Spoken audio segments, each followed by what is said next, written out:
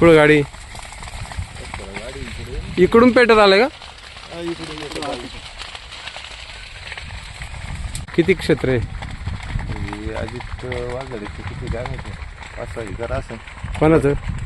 अजित वालझाडीचं. आणि आपलं 2-3 एकर आहे. ते शेजारीच्या दोन्ही पेटलेत का? दोन्ही पेटले. ते त्यांचं पहिलं पेटलं, हां. त्याच्या शेजारी आपलं पेटलं. आता तोडणीला झाला असेल ना? हा, तोडायलाच आला होता. हम्म. महिना 15 दिवसात गेला असता. याच्या आधी पण एकदा इथंच पेटला होता आपला. हाच पेटला होता मला वाटतं. शॉर्ट सर्किटने बरोबर ना? तेच झालं. हा, तर शॉर्ट सर्किटच झालं.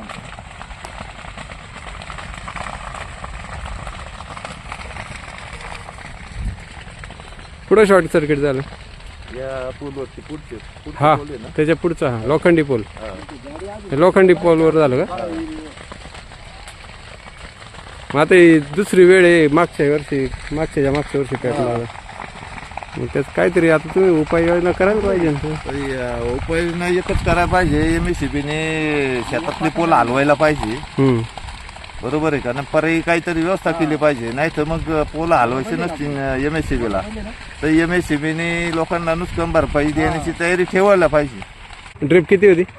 ड्रिप 2.5-3 एकरची होती. हां, आणि त्यांची पण होती ना वालझाडांची? त्यांची ड्रिपच आहे. म्हणजे किती ड्रिपचं किती नुकसान झालं साधारण? सगळंच म्हणायचं. त्यांचं झालं असं 4-5 एकरचं. आपलं 2-3 एकरचं 2-2.5-3 लाखाचं नुकसान. 3 लाख रुपयाचं नुकसान झालं. परत कारखाना टनेज माग 300 रुपयाने कापितो.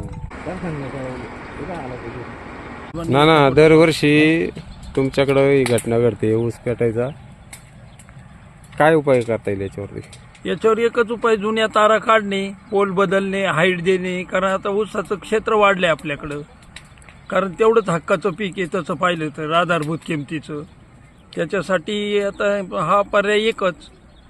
पोलच काढून रस्त्याला लावावे. हा, सगळ्यात मग ते तर अजून सोयीस्कर होईल. उन्हाळ्यामध्ये तारा प्रसरण पावतात आणि तारा खाली येतात. खाली आल्यामुळे शॉर्ट सर्किट होतं, कावळे बसतात आणि शॉर्ट सर्किट झाल्यामुळं ठिणग्या पडून ऊस पेटायला वेळ लागत नाही ना. मग आजूबाजूला एकदा क्षेत्र पेटलं म्हणजे किमान 5-10 एकरचं नुकसान होतच. सगळ्यांचंच होतं. हो, शेजारच्यांचं.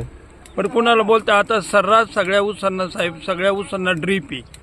ऊस जळल्यानंतर ड्रीप जळतं, पाईप जळतात, मोठं नुकसान होतं ना. आणि त्याच्यात कारखान्याची कपात. कुठल्या शेतकऱ्याला वाटत नाही आपलं 200 रुपये टनाला नुकसान व्हावं. कुठल्या शेतकऱ्याला वाटत नाही. त्याच्यामुळं खूप गरजेचं आहे तारा पोल बदलणं आहे. MSCB आता तुम्ही मागची बघा किती तार खाली आहे. किती वेळ लागणार सांगा बरं साहेब तुम्ही.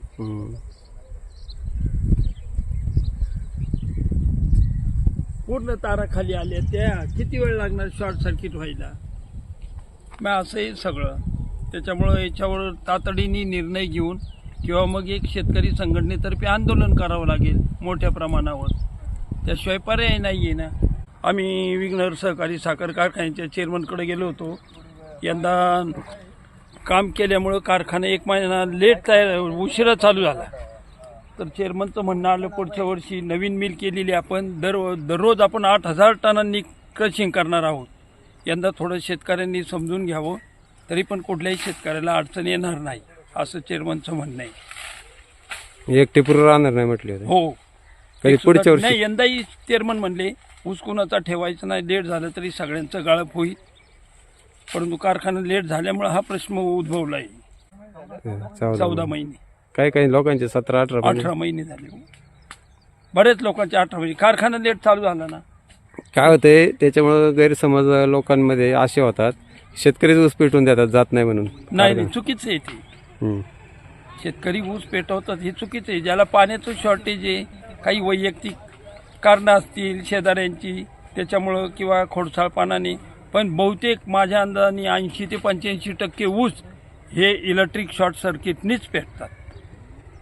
आतापर्यंत जेवढ्या घटना झाल्या आपल्याकडं आपल्या एरियात, कोलेमळ्यातली घटना असेल किंवा आवटेमळ्यातली घटना असेल, ह्या सगळे ऊस हे शॉर्ट सर्किटनीच पेटलेले. आता हे दोन्ही मिळून किती क्षेत्र जळालं आता? ते 4 एकर आणि हे जवळजवळ 2 एकर 6 एकर. 6 एकर. 6 एकर.